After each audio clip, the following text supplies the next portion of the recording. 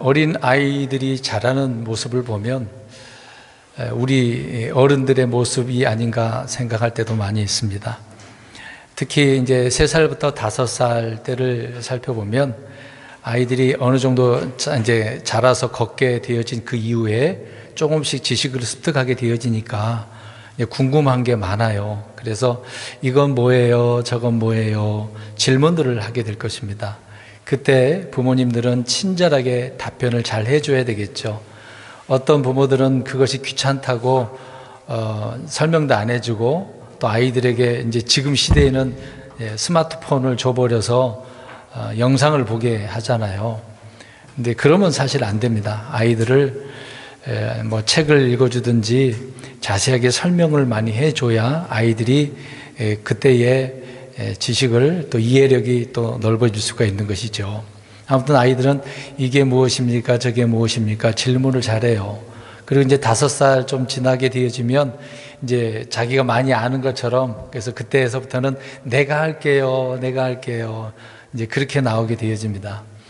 이제 어느 정도 그 아이가 이제 조금은 그 어린아이지만 성숙하다라고 볼 때 본인은 다 아는 것처럼 생각하는 거죠. 그래서 자기도 할 수 있다라고 생각을 하게 되어집니다. 그러나 좀 나이가 좀 더 들게 되어지면 이제 그때서부터는 아이가 나는 좀 부족하구나, 더 알아야 되구나 라는 그런 과정이 오게 될 것입니다. 우리 이제 예수 그리스도를 믿고 난 이후에 우리 자신들을 살피게 되어지면 그런 부분이거든요. 이제 간 예수 그리스도를 믿게 되어지면 몇 년 정도 되게 되어지면 궁금한 게 많게 되어집니다. 그래서 이건 무슨 뜻입니까? 무엇을 의미합니까? 특히 우리 한국 사람들은 이제 한국에 대한 그런 정서가 있기 때문에 또 과거에 우리가 우리나라의 샤머니즘 사상이 많이 있기 때문에 그런 환경에 따라서 판단을 많이 하려고 합니다. 근데 성경을 지금 읽어보면 한국적인 그런 정서로 문화로 이해가 되겠습니까? 물론 비슷한 것은 있을 수도 있어요. 약간 뭐 환경과 말은 다를 수도 있지만 약간 비슷한 것은 많이 있습니다. 그러나 그렇다고 하더라도 이스라엘에 대한 이야기가 주로 나오는데 어떻게 다 알 수 있습니까? 또 이스라엘 다루면서 하나님이 어떤 분인지 예수님이 어떤 분인지를 기록을 해놓고 알게 해주시는 것인데 한국 사람들이 이것을 읽다 보면 참 답답할 때가 많죠. 그래서 초반에는 궁금해서 물어보기도 하지만 이제 어느 정도 시간이 지나면 다 아는 것처럼 우리가 이제 5살 이후부터 것처럼 내가 할 수 있다라고 그렇게 생각을 하게 되어져요. 그러나 또 시간이 몇 년 더 지나게 되어지면 자기의 부족함을 알게 되어집니다. 내가 많이 모르는구나. 겸손해야 되구나. 이제 그렇게 되어지는 분들이 있단 말입니다. 그러나 이렇게 되지 않는 경우가 굉장히 많아요. 자기가 아는 지식이 다 아는 것처럼 이제 교만하게 되어지는 부분도 많이 있습니다. 우리는 그런 것보다도 아이들이 질문하는 것처럼 이것이 무엇입니까? 이 예수님이 어떤 분입니까? 항상 이런 질문들을 많이 진실된 그런 마음으로 던지고 또 그것에 대한 답을 얻어야 되지 않겠습니까? 오늘 동방으로부터 찾아온 지혜자들이 이런 부분이 있었다라는 것을 우리 성도님들에게 말씀을 전하면서 우리가 이 말씀을 통해 영적 교훈을 얻고자 하는 것입니다. 그래서 제목을 마태복음 2장 2절의 말씀인데 간절히 찾는 사람, 진실하게 찾는 사람 그렇게 생각을 하고 말씀을 전하려고 합니다. 그러니까 아이들처럼 우리는 무엇인가를 알기 위해서 질문을 하는 거죠. 여전히 우리가 이런 질문을 던지셔야 됩니다. 성경도 열심히 읽으시지만 또 묵상도 하시고 기도도 하시지만 다 아는 건 아니거든요. 저 역시도 마찬가지고 아무리 신학교 교수라고 하더라도 박사라 하더라도요 모르는 건 모르는 겁니다. 많은 부분에 있어서 우리는 모르는 게 많아요. 그만큼 뭐 성경을 많이 읽어도 모르는 게 많다는 거죠. 그럴 때마다 우리는 알기 위해서 질문을 하는 겁니다. 누구에게 질문을 하든 주님께 질문을 하든 하는 것이죠. 모르는 것을 알기 위해서 던지는 질문이 있는가 하면 알면서도 상대를 확인하기 위해서 하는 그런 질문도 있습니다. 또 진지한 그런 질문은 항상 이제 응답이 있을 수 있겠죠. 늘 우리가 주님 앞에 묻게 되어지면 답을 주시지 않겠습니까? 항상 답은 어디에 있다고 우리는 알고 있습니까? 성경이 있다는 사실. 이제 이거 어느 정도 아시는 분들은 이제 이런 기준을 놓고 질문을 던지기는 하는데, 이제 그러지 못한 분들은 질문을 잘 안 하죠. 늘 물어봐야 되는 것입니다. 우리가 이제 마태복음 2장이지만 1장을 보게 되어지면 예수님이 어떻게 태어나셨는가라는 것을 말씀해 주십니다. 왕으로 태어나신 분이라는 것을 설명해 주고 있으면서 그 예수님이 이제 2장에는 동방의 그 지혜자들을, 현자들을 통해서 어디에 계신가, 태어나셨으니까 그 태어나신 분이 어디에 있는지를 알아야 되는 거잖아요. 찾아가야 되는 거 아니겠습니까? 그 지혜자들이 찾아 나서고 유대 땅에 와서 질문을 던지게 되어지는 것이죠. 그래서 어디에 계시는가? 근데 왕으로 태어나신 분이 어디에 계시는가라고 질문을 던지는 거죠. 그런데 2장의 그 내용, 전체 내용을 보게 되어지면 예수님께서는 메시아, 그리스도로 탄생하게 되지 않습니까? 이제 그런 분이 이제 어디에 태어나셨는데 서로 다른 반응이 있는 것을 보게 되어집니다. 지혜자들뿐만 아니라 오늘 누가 또 여기서 언급되어지냐면 헤롯 왕과 또 서기관들이, 대제사장이 나오거든요. 근데 이 세 부류의 사람들이 서로 다른 반응이 나오고 있다라는 것을 우리가 말씀을 살펴보려고 합니다. 첫 번째로 보면 헤롯 왕을 한번 보시기 바랍니다. 근데 헤롯 왕도요, 희한하게도 보면 이 왕이 어느 정도 성경을 제대로 물론 알지는 못했습니다만은 이제 알기 위해서 물어본단 말입니다. 메시아의 그 탄생에 대해서 대제사장과 서기관들에게 물어보죠. 그럼 어떻게 보면 이 헤롯도 질문을 던진 사람이에요. 이런 지혜자들이 말을 한 것이니까 정답을 알기 위해서는 정답을 알고 있는 사람들에게 어떻게 해야 됩니까? 질문을 던져야죠. 아는 사람들이 찾아가서 물어봐야 되지 않겠습니까? 그러니까 메시아에 대해서, 그리스도에 대해서 자세히 아는 사람들은 누구밖에 없다고 생각하는 거죠. 헤롯은 금방 말씀드렸잖아요. 대제사장들 그리고 서기관들이죠. 그들은 늘 성경을 탐구하는 자들이기 때문에요. 특히 예언적인 부분에 있어서 그들은 많은 이 메시아를 기다리고 있기 때문에 성경을 탐구했다고 하지 않습니까? 그러나 헤롯 왕은 물론 이들보다 똑똑하지는 못했습니다만은 이들이 답해준 성경 그 기록을 가지고 답을 해주지 않겠습니까? 근데 그 내용을 문자 그대로 받아들이기는 한 사람이었어요. 그대로 믿는 사람이었습니다. 예수님이 어디에서 태어난다는 것을 알게 됐죠? 베들레헴. 지금 이들에게 이 동방 지혜자들은 어디로 왔어요? 1절에 보면 동쪽에서 왔는데 어디로 도착한 거예요? 도착한 곳이 예루살렘이에요. 이게 태어나신데, 이거 설명을 하면 베들레헴에서 태어나셨는데 이들은 지금 그냥 모르고 온 겁니다. 어디로 가면 알 수 있다는 것을 해서 찾아온 거죠. 예루살렘이죠. 예수님이 예루살렘으로 태어난 줄 오고 왔단 말입니다, 이들이. 그럼 왜 그렇게 왔겠어요? 왜? 이스라엘의 수도가 어디라고 생각하니까. 우리나라 정말 서울로 가면 알 수 있다라고 생각한 거죠. 그들의 입장에서는 그렇게 이제 찾아왔단 말입니다. 그러니까 헤롯은 정답을 알고 있는 자들에게 물어보니까 지금 우리가 그들이 있는 곳은 예루살렘이지만은 아무튼 그곳이 아니라 베들레헴이다 라는 것을 헤롯 왕은 믿었단 말입니다. 그들이 답해 줬으니까 옳거니, 그러면 헤롯 입장에서 어떻게 해야 돼요?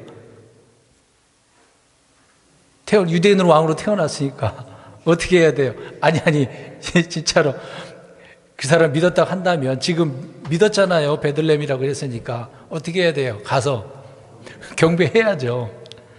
그게 정답 아니겠습니까? 근데 어떻게 했습니까? 성경을 일단 알고 났어요. 지식을 얻었어요. 그런 다음에 이 헤롯은 어떻게 하려고 그러죠? 좀 전에 대답한 것처럼 몇 살 아래로? 2살 아래로 죽이려고 했다는 얘기죠. 그러니까 역사를 바꾸려고 했다는 것입니다. 그러니까 사탄을 쫓아다니는 그 수하들이 자신들이 앞으로 어떻게 될 것인지 알기 때문에 그걸 방해하기 위해서 역사를 바꾸려고 하는 거잖아요. 그러니까 사탄도 마찬가지로 성경에 있는 사실을 믿긴 믿어요. 근데 그 믿지만은 그 역사를 바꾸려고 한단 말입니다. 그래서 여러 가지 방해 공작을 하고 있는 것이죠. 근데 그들의 입장에서는 역사를 바꿀 수 있다라고 생각한 것입니다. 자, 보세요. 이미 이제 지식을 들었어. 유대인으로 왕으로 오신 분이 어디에서 태어나셨어요? 베들레헴. 근데 태어났으니까 역사를 바꿔야 돼요. 왜? 자기가 어떤 자니까? 왕이니까. 나 말고 다른 왕이 있다고? 있을 수는 있겠습니까? 없죠. 자기 입장에서는 내가 지금 여기에 분봉왕으로 있는 건데 있을 수는 없는 거잖아요. 나 외에 다른 왕이 있다고? 그러니까 자기 역사가 지금 있는 건데 그 역사를 지금 그들이 성경대로 지혜자들이 말한 대로 서기관들이 말한 대로 베들레헴이 있다고 한다면 그걸 없애버려야 되잖아요. 흔적을 남겨야 돼, 안 남겨야 돼요?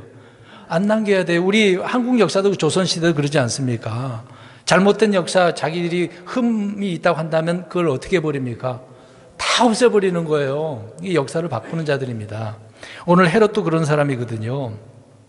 성경에 예언된 것을 그 역사를 바꾸려고 아무리 바꿔봤자 하나님은 자신의 뜻을 이루신 분이거든요. 여러분 말씀드린 것처럼 역사가 우리 한국말로는 역사지만 영어로는 뭐죠? 히스토리. 그게 왜 히스토리입니까?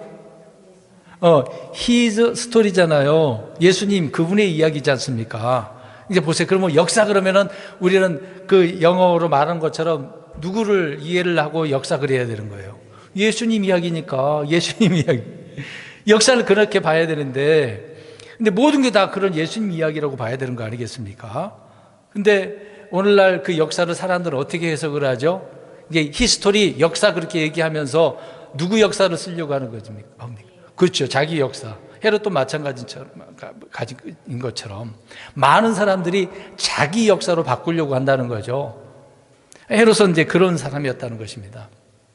두 번째로 그러면 서기관들은 어떻게 반응하는지 보겠습니다. 아무튼 헤롯 왕은 참 지식을 들었지만 믿긴 믿었지만 역사를 바꾸려고 하는 사람이었고, 둘째 서기관들인데 그들은 이미 말씀을 알고 있었어요. 그래서 성경을 찾아서 답을 줬단 말입니다.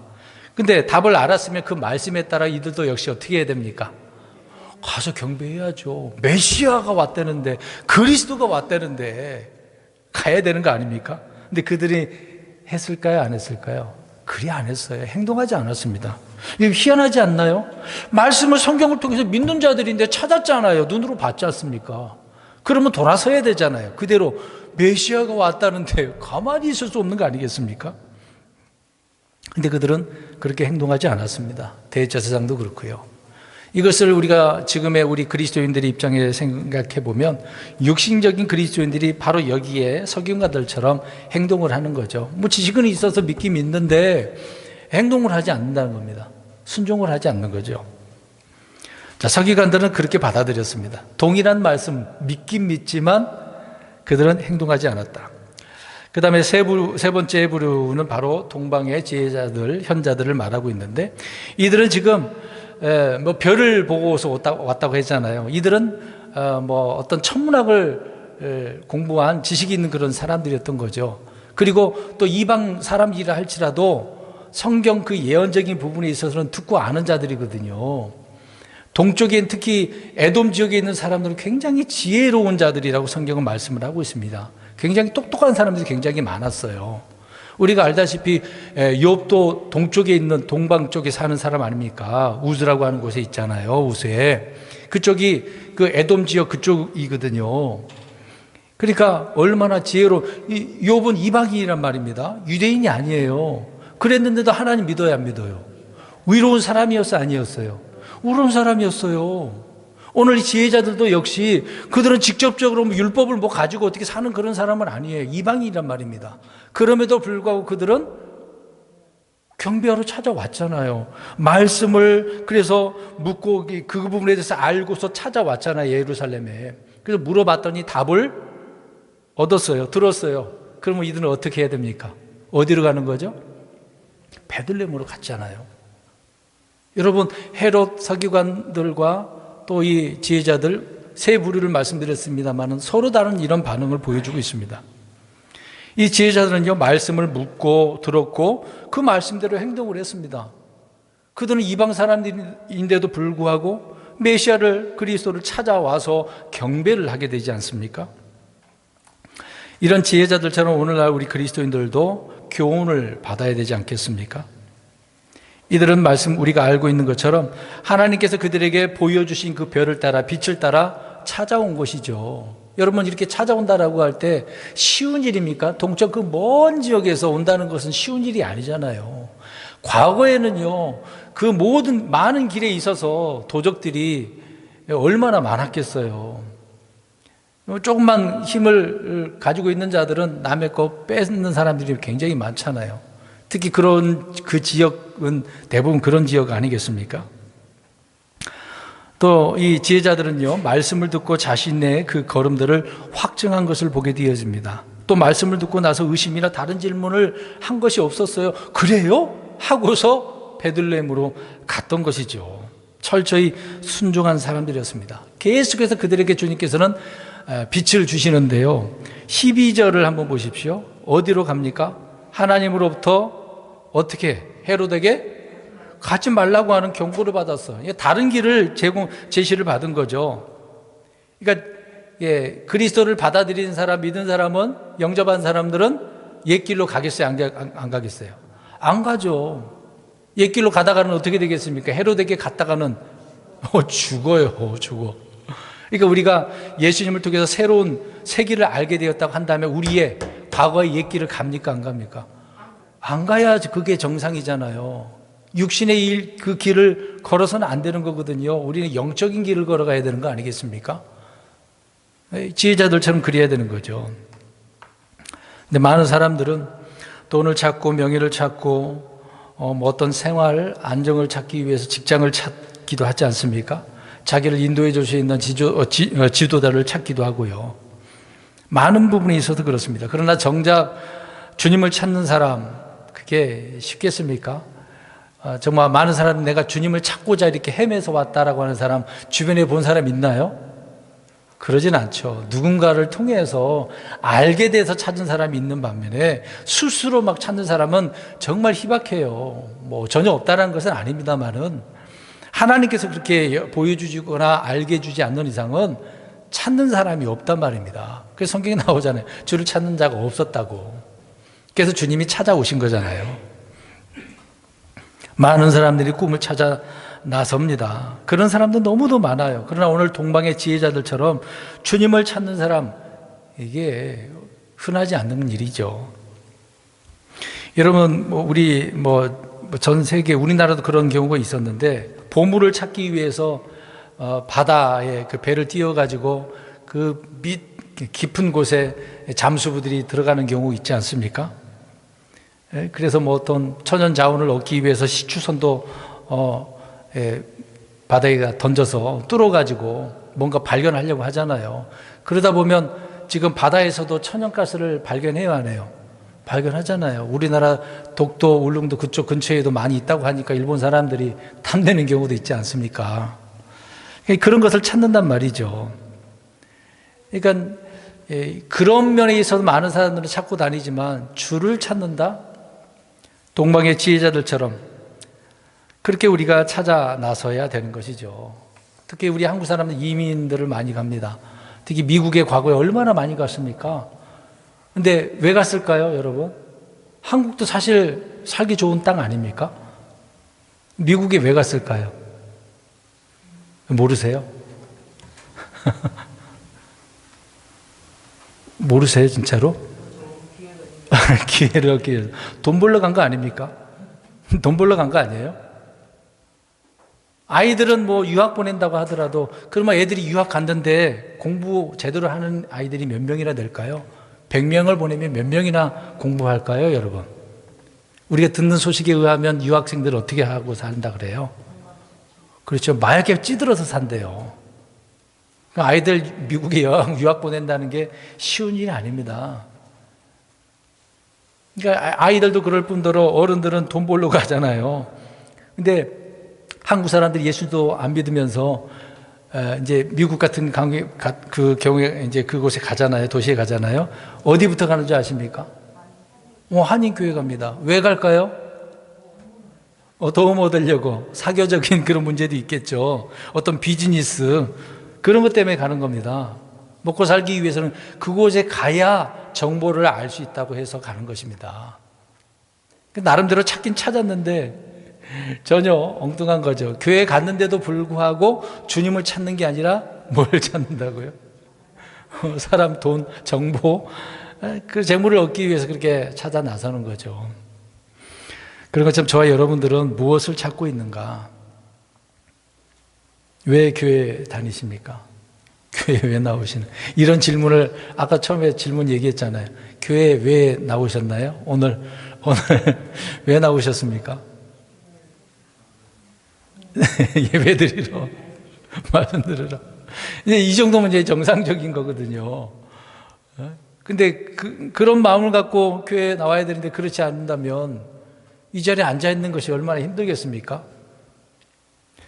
정작 찾아야 될 가장 중요한 예수님을 제외하고 다른 것을 찾는다고 한다면 우리가 이제 불쌍한 사람들인 거죠. 주님은 어디에 계신가? 오늘 동방에서 온 지혜자들은요, 베들레헴이 아닌 예루살렘으로 처음에 갔어요. 아까 말씀드린 것처럼. 왜요? 유대인들의 왕이 수도 예루살렘에서 태어날 것이라는 것을 판단한 거죠. 왕이 태어났으니까 어디에서 태어날 거예요? 같아요. 수도죠. 우리나라 조선시대 때 왕이 어디에서 태어난다고 생각합니다? 왕국에서. 주로 계속 이어지니까 왕국에서 태어나겠죠. 그런 것처럼 지혜자들도 그렇게 찾아 나섰던 것입니다. 뭐 당연한 판단이겠죠. 그렇지만 예수님이 태어나신 곳은 예루살렘이 아니라 베들레헴이었다. 이것은 구약 성경에 이미 어떻게 되어져 있어요? 예언되어져 있단 말입니다. 예언되어져 있는데 왜 그러면 보세요. 그 당시에 유대인들은 다 메시아 안 기다렸겠어요? 그들은 기다렸단 말입니다. 그 당시에 지금 어떤 상황이니까요. 로마의 식민지 속국이 되어져 있기 때문에 그런 어려운 환경 가운데서도 그들은 우리를 이런 환경에서 건져낼 자 메시아 이미 예언되어져 있으니까 기다린단 말이에요. 그러면은 성경 기록대로 베들레헴에서 누가 나는가 거기만 쳐다보고 있었어야 되는 거 아니겠습니까? 그런데 동방의 그 지혜자들이 오기 전까지 어떻게 하고 있었다는 거예요? 모르고 생각도 안 하고 있었던 거죠.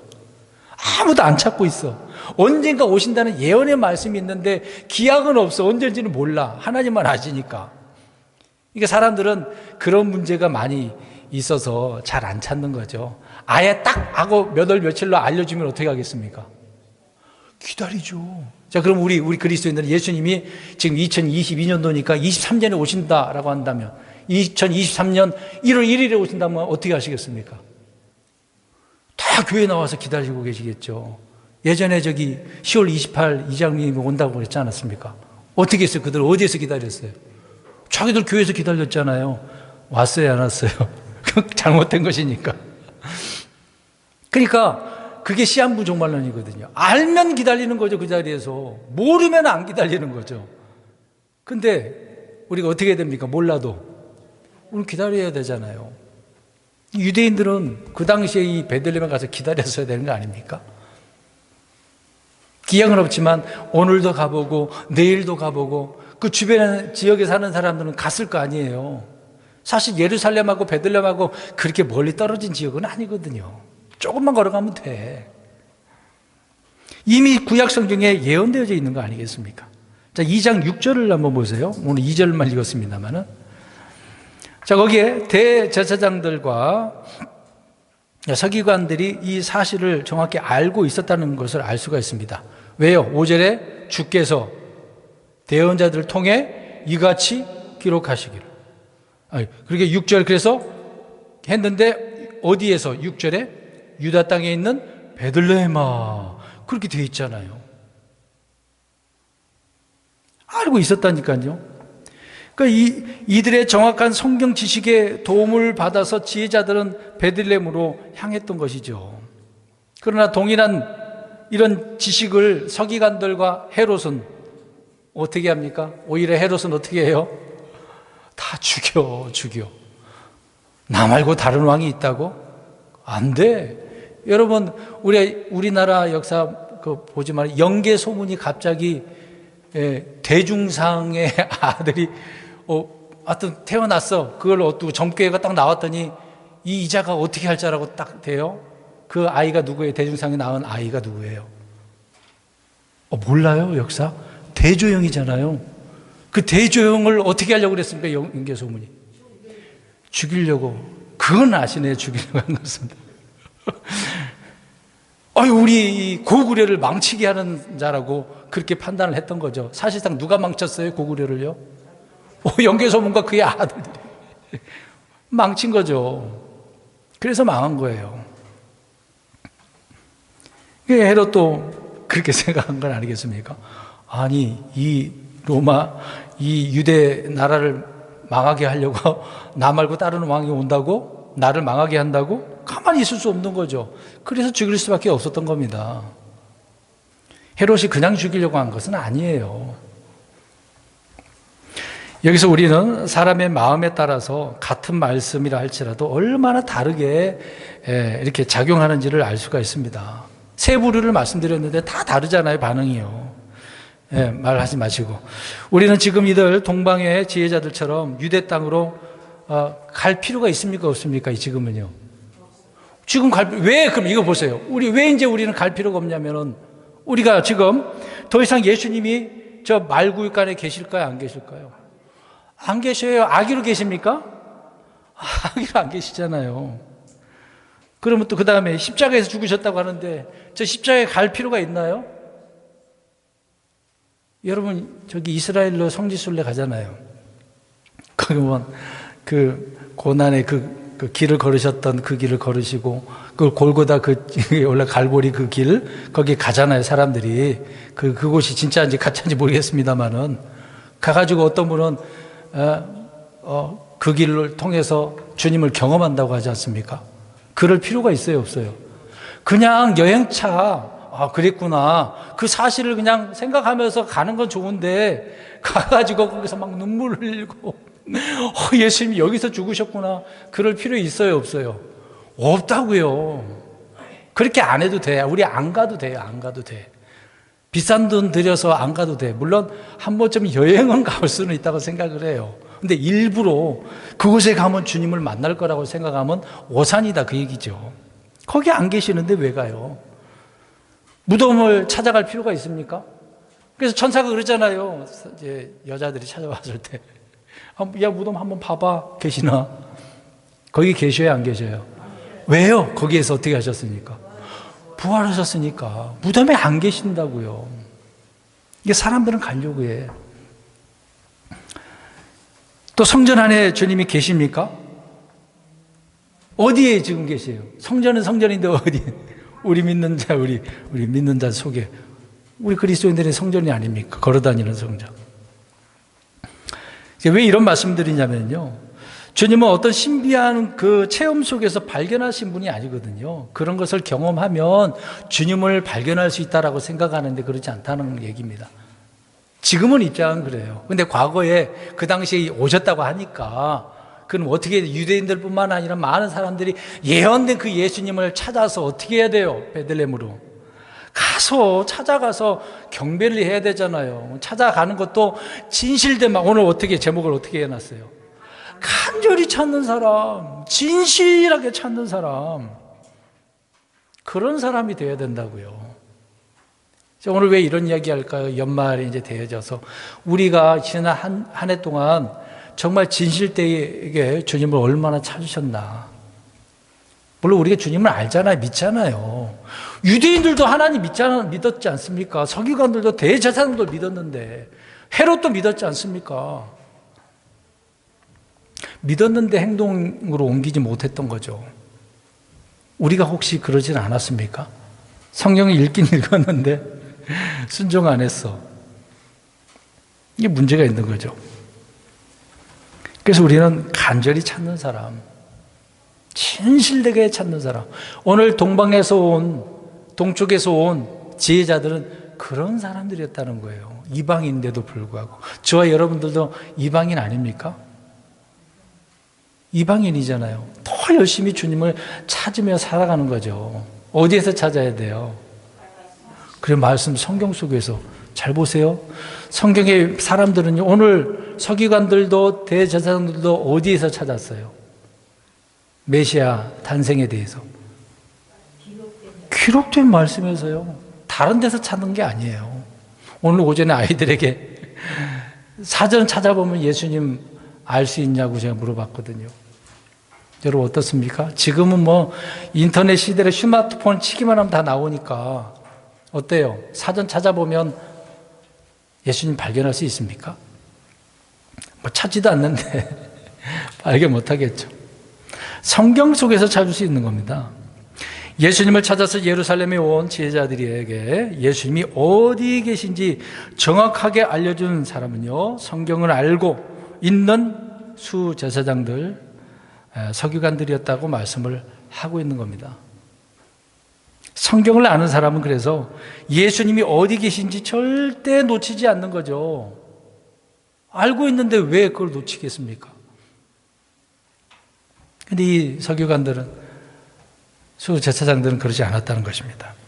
오늘날 사람들이 가지고 있는, 우리가 가지고 있는 오늘 휴대폰 다 있으시죠? 아이들도 다 휴대폰이 있더라고요. 애들은 솔직히 휴대폰 필요할까요? 안 필요할까요?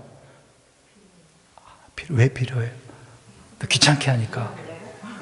귀찮게 할 때 필요한, 이거 주면 다 해결돼서. 요즘은 다. 물론 아이들이 시대가 지금 이런 시대이기 때문에 습득이 더 빠를 수도 있어요. 배우는 건 정말 빠르게 배울 수 있습니다. 근데 그렇게 해서는 솔직히 안 돼요, 사실상. 직접 찾도록 유도해 줘야 되겠죠. 근데 휴대폰을 한번 생각해 보세요. 그 사람이 이 휴대폰을 가지고 있으면 그 사람의 위치를 찾을 수 있어요, 없어요? 있죠. 쉽게 찾잖아요. 왜요? 휴대폰에 뭐가 장착되어 있으니까. GPS가 그 위치가 정확하게 나와요. 위성 전화기도 마찬가지겠죠. 정해져 있는 곳에 있는 것이니까. 이거 언제든지 추적해낼 수가 있는 겁니다. 자, 그러면 무엇을 제가 이야기하려고 하는 거예요? 주님을 어디에서 추적해서 찾아낼 수가 있다고요? 성경에서요. 성경이 바로 그것이거든요.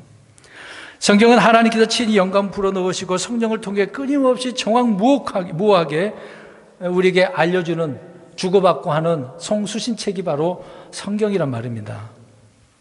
그래서 저와 여러분이 들고 있는 성경이 바로 하나님과 연락할 수 있는 유일한 장치예요. 다른 게 아니란 말입니다. 오늘 5절에 보세요. 아까 말씀드린 것처럼 이같이 기록하시기를 그랬잖아요. 성경 기록이란 말입니다. 우리 요한복음 5장 39절을 읽어볼까요? 요한복음 5장 39절. 요새 성경을 잘 안 찾았는데 찾아서 읽어보겠습니다. 5장 39절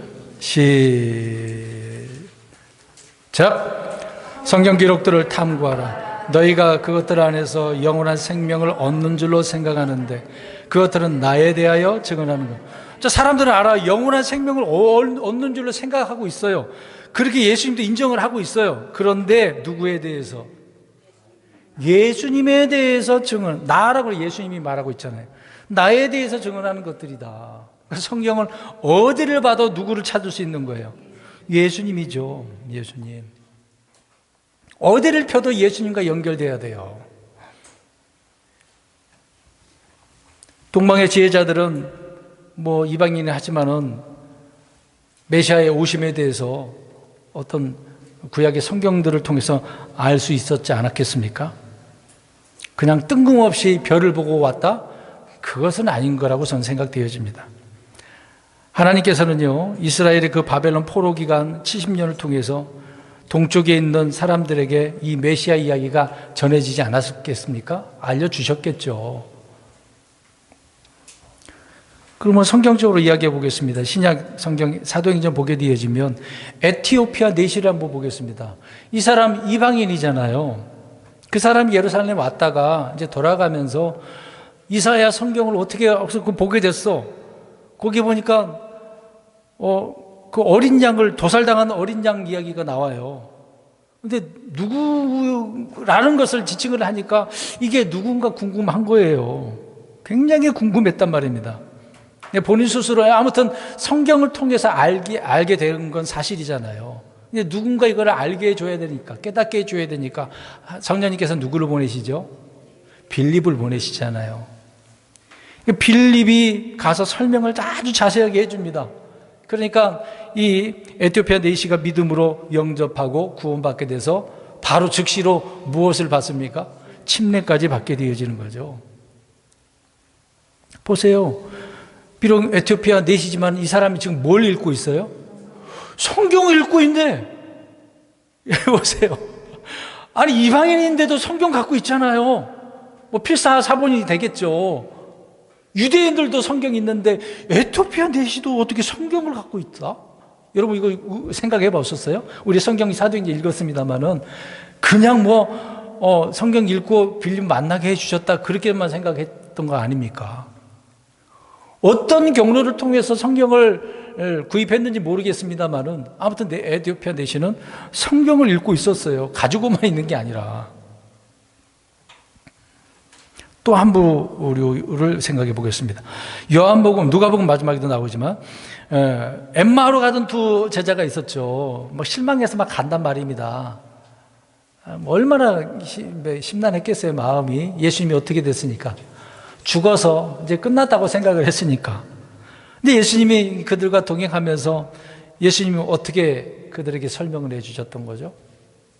같이 가면서 막 기적을 일으키시고 표적도 보여주시고 그렇게 하면서 예수님에 대한 이야기를 해줬을 것 같아요.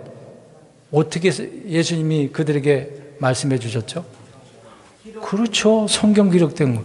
기록된 말씀으로 예수님도 알려줬어요. 다른 게 아니란 말입니다. 이게 어디를 찾으면 주님을 알 수 있어요?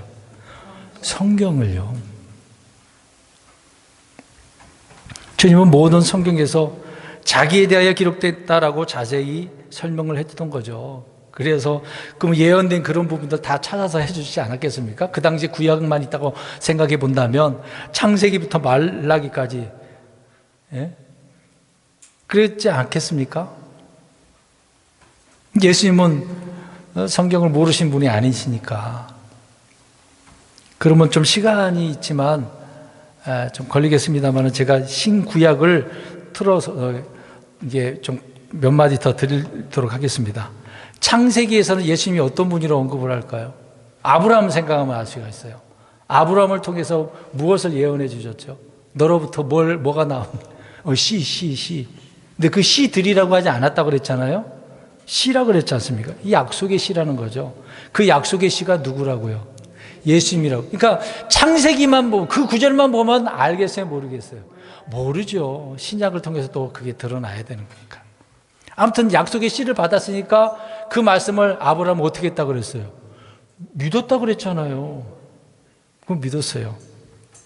출애굽기에서는 예수님은 많은 말씀이 있지만 바위, 반석 이야기 하잖아요. 고린도서에서 바울이 설명하지 않습니까? 레위기서는 예수님이 희생당한 양, 어린 양으로. 레위기는 그 제사장 이야기하면서 하나님께 드리는 제사 이야기하고 있잖아요. 민수기는 수 얘기하는 건데 이제 놋뱀 이야기가 나옵니다. 놋뱀. 신명기에서는 모세와 같은 대언자. 특정한 구절이 있어요. 쭉 읽을게요.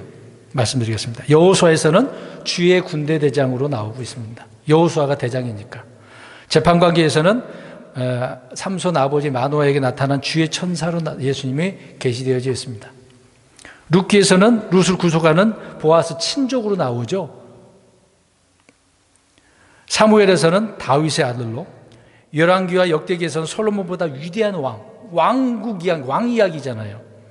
에스라에서는 선한 손을 지지신 분으로, 느헤미야서 우리 공부를 했습니다마는 성벽을 어떻게 하는, 재건하는 분, 느헤미야가 했지만 우리 예수님을 이야기하고 있는 거죠. 에스더서에는 보이지 않는 손으로. 왜 그럴까요? 에스더서에는 하나님 이야기가 나와요. 하나님 한 번이라도 언급됐습니까? 하나도 안 나와. 그 보이지 않는 손길에서 유대인들을 어떻게 한다는 얘기죠? 건져내는 거죠. 그 보이지 않는 손. 욥기에서는 살아계신 구속자로, 시편에서는 메시아, 잠언에서는 주요 지혜에 대한 이야기잖아요. 너무 많네. 이거 다 하려면 시간이 없네. 각 권마다 다 이런 의미로 예수님에 대한 이야기를 하고 있어요. 신약에 와서는요, 우리 여러 번 강조하지만 마태복음에서는 예수님이 어떤 분으로? 왕으로. 마가복음은 종으로. 누가복음은 사람의 아들 인자로. 요한복음은 하나님으로. 사도행전은 교회의 건축자로. 로마서에서는 믿는 자를 의롭게 하시는 의에 대한 이야기잖아요. 고린도서에는 전서는 죽은 자들로 첫 열매, 후서에서는 말할 수 없는 은사 이야기로. 다 적어놨지만 너무도 자세하게 신구약 성경은 예수님이 어떤 분이라고 설명을 합니다. 시간 관계상 읽지 않았어요. 주님은 엠마오로 가는 두 제자들에게 모든 성경에서 자기에 관하여 기록된 것들을 가지고 설명했다고 분명히 말씀을 하고 있습니다. 그러니까 성경을 알지 못하면 누구를 모르는 거죠? 예수님을 모르는 거죠. 그러니까 우리가 성경을 안다라고 하는 거 주님을 찾는 거잖아요. 이런 간절함, 진실되게 알려고 그래야 되는 거 아니겠습니까? 이제 대충 알면 안 되잖아요. 그러니까 성경을 아는 것은 중요한 것입니다. 정말 중요한 일이에요. 성경은 믿음의 말씀이기 때문에, 그러니까 왜 믿음의 말씀이라고 합니까? 읽게 되어지면 뭐가 생기는 거예요? 믿음. 뭐 말씀을 들으면서 믿음이 생기는 거지만 믿음의 말씀이거든요. 또 하나는 성도들 가운데서 주님을 찾을 수가 있어요. 좀 희한한 부분이라고 볼 수가 있는데, 성경을 통해서 알 수가 있는데 찾을 수가 있지만 우리 믿는 자를 통해서 주님을 찾을 수가 있어요. 이게 무슨 말일까요? 신자들은 성경 속에서 예수 그리스도를 보죠. 우리가 아까 금방 처음에 얘기했던 것처럼 성경을 찾으면 우리는 주님을 알 수 있어요. 그럼 불신자들은요? 누구를 보고 주님을 알 수 있다 그랬어요? 믿는 자를 통해서. 불신자는 성경 안 본다니까요. 본다 할지라도 자기가 생각하는 대로는 보겠죠. 근데 희한하게도 불신자들은요, 믿는 그리스도인이라고 하는 사람들을 봅니다. 희한해요. 그들이 뭘 하는가? 저 여러분 안에 성령님이 계시지 않습니까? 성령님의 열매가 우리는 겉으로 나타나야 되는 거잖아요. 내 안에서 맺는 것이지만 그것이 또 우리 겉으로 삶을 통해서 드러날 수밖에 없어요. 열매가 맺혀지게 되어지면. 안 맺혀졌으니까 안 나오는 거지, 성령의 열매가 내 안에서 맺어지면 겉으로도 나오게 될 수밖에 없습니다. 사랑이라고 한다면, 사랑이 내 안에서 맺었다고 한다면 그 사랑이 어떻게 되겠어요? 나오는 거예요. 성령님의 열매가. 근데 그 열매를 맺지 못할 때는 불신자들은 뭐라고 하겠습니까? 너 그리스도인이라며, 교회 다닌다며, 얼마나 조롱하고 비웃는지 몰라요. 그래서 어떤 분들은 그런 말, 자기가 제대로 살지 못하니까 어디에서 예수님을 교회 다닌다는 말을 해요, 안 해요? 오히려 숨긴다니까요. 교회 다니는 척, 그런 모습 전혀 안 보여줘요. 그런 사람들도 있어요. 세상 사람들은 교회를 무시하는 척 하지만은 유심히 바라봅니다. 누구를 바라본다고요? 믿는 자들을요. 믿는 자들을 보는 겁니다.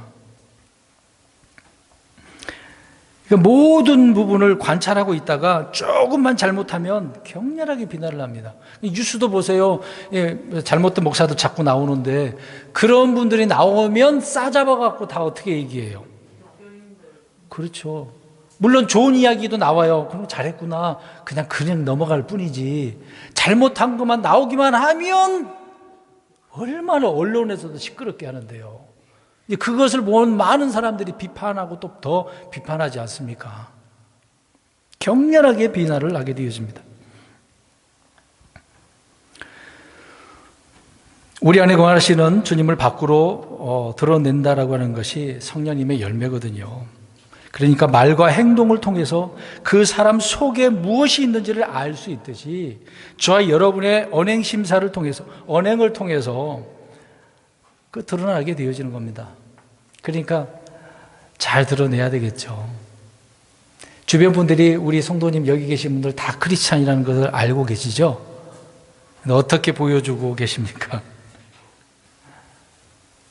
조금이라도 실수할까 봐 때로는 조심하기도 하지 않나요? 아니면 반대로 그냥 막 살아버리나요? 사람들이 하는 것처럼 똑같이 그렇게 하십니까? 적어도 여기 계신 분들은 그렇게 안 할 것이라고 저는 생각합니다. 주님은 저와 여러분의 겉모습이 아닌 속이 바뀌기를 원하고 계십니다. 겉의 문제보다도 속이 문제가 되겠죠. 주님은 우리의 삶이 아닌 우리 안에 들어와 계시지 않습니까? 그래서 속이 문제예요. 속에 뭐가 차야 되느냐가 중요한 것입니다. 사람이 겉모습이 안 좋은 사람은 속에 뭐가 찼다고 주로 얘기해요. 또 잘하시네. 똥이 찼다고. 잘하시네요. 근데 제대로 된 사람은 뭐라고 이야기하게? 너 뭐가 찼다 그래요? 예수님이 찼다 그러겠죠. 말씀으로 살려고 한다고. 그런 말을 들어야 되지 않겠습니까?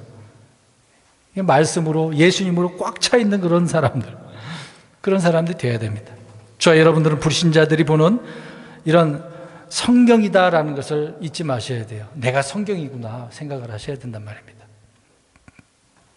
그러니까 진정으로 여러분 자신이 바뀌지 않고 다른 사람을 바꿀 수 없다는 얘기입니다. 내가 바뀌어야 되는 거예요. 내가 바뀌어야 가족들도 바뀌고 주변에 있는 사람들도 바뀌게 되어지는 겁니다. 한 가지 예로 예수님께서 이제 죽으실 날이 얼마 남지 않았어. 그것을 기념하기 위해서 어떤 여인이 찾아왔는데 뭘 깨뜨렸어요? 값을 잘 알고 계시네요. 자, 보세요. 그 향기를 담은 거 그릇에 항아리에다가 조그만 거 담았지 않겠습니까? 그냥 손으로 어떤 머리털로 붓으로 바를 수도 있는데 그 여자는 어떻게 했어요? 그렇죠. 깨뜨려가지고. 자, 그러면은 그렇게 하니까 그 방 안에 다 어떻게 했어요? 냄새가. 다 진동을 하잖아요. 그러니까 냄새가 나려면 어떻게 해야 된다는 얘기예요? 깨트려야 돼요. 옥합이 깨어졌을 때 그런 거죠. 저와 여러분도 그렇습니다. 겉사람이 깨어지지 않고는, 속과 겉이 깨어지지 않고는 절대 그리스도의 향기를 뿜을 수 없는 거예요. 바울이 그리스도의 향기를 품으라고 했는데, 그 불신자들은 신자 속에서 예수 그리스도를 찾으려고 하는 것입니다. 보여줘야 되는 거 아니겠습니까? 아무튼 동방의 지혜자들이 간절히 주님을 찾았다 그랬어요. 성경에 나를 사랑하는 자들이 나의 사랑을 입으며 나를 간절히 찾는 자가 나를 만날 것이다 라고 했거든요. 간절히 진실된 마음으로 사랑하고 진실된 마음으로 주님을 찾는 그런 사람들, 주님은 언제나 응답하고 또 함께 하시고 자신을 계시해 주시는 거죠. 저와 여러분들이 바로 이런 사람들이 되어야 되지 않겠습니까? 그래서 결국 지혜자들은 아기 예수님이지만 그 메시아를 어떻게 했어요? 만나고 발견한 거죠. 찾았지 않습니까? 찾았지 않아요. 마지막 우리 세 구절만 보겠습니다. 이사야 55장 6절을 우리 성도님들 읽겠습니다. 이사야 55장 6절. 오늘 결론적으로 강조하는 내용의 말씀들이 이거거든요. 지금 우리가 더 주님을 찾을 때거든요. 55장 6절 시작. 주를 만날 만한 때에 그분을 찾으라. 그분께서 가까이 계실 때 그분을 부르라. 가까이 계실 때, 만날 만할 때에 열심히. 사이가 안 좋아지면 안 쳐다보잖아요. 듣지도 않잖아요. 하나님과 교제가, 교통이, 커뮤니케이션이 이게 안 되면, 연락 두절되어지면 못 찾는 거 아닙니까? 예레미야 29장 13절 또 보겠습니다. 예레미야 29장 13절을 읽겠습니다. 29장 13절 시작. 또 너희가 너희 마음을 다하여 나를 찾을 때에 나를 구하겠고 나를 만나리. 자, 마음을 다하래잖아요. 진실된 마음으로, 간절한 마음으로. 믿는 사람들이 그래야 되는 거 아닙니까? 마지막 구절 사도행전 17장 27절.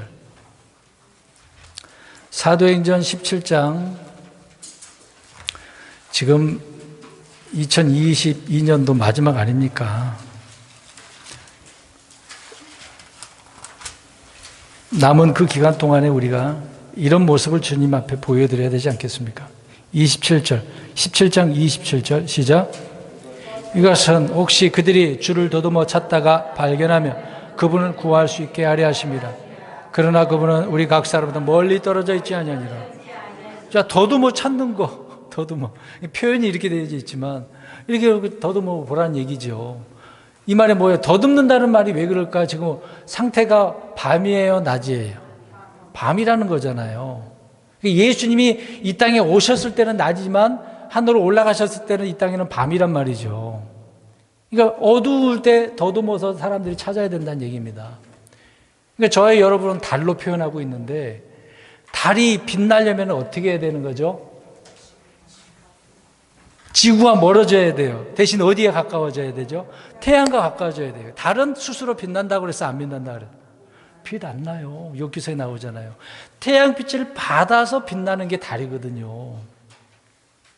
그러니까 이 어두운 세상, 이 지구를 밝히 비치려면 저와 여러분들이 세상과 멀어지고 주님과 가까워져서 밝은 빛을 비춰서 보여줘야 되는 거 아닙니까?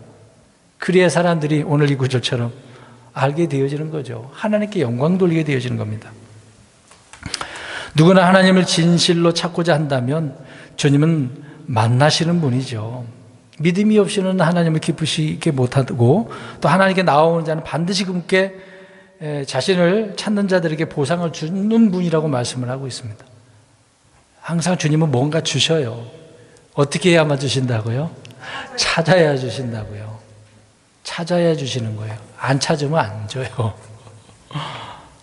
우리는 성경 속에서 주님을 진실되게 찾아서 주님이 어떤 분인가를 알고 응답을 얻으며 또 2020년, 22년 이 마지막 기간을 잘 보내는 저와 여러분들이 되시길 주의 이름으로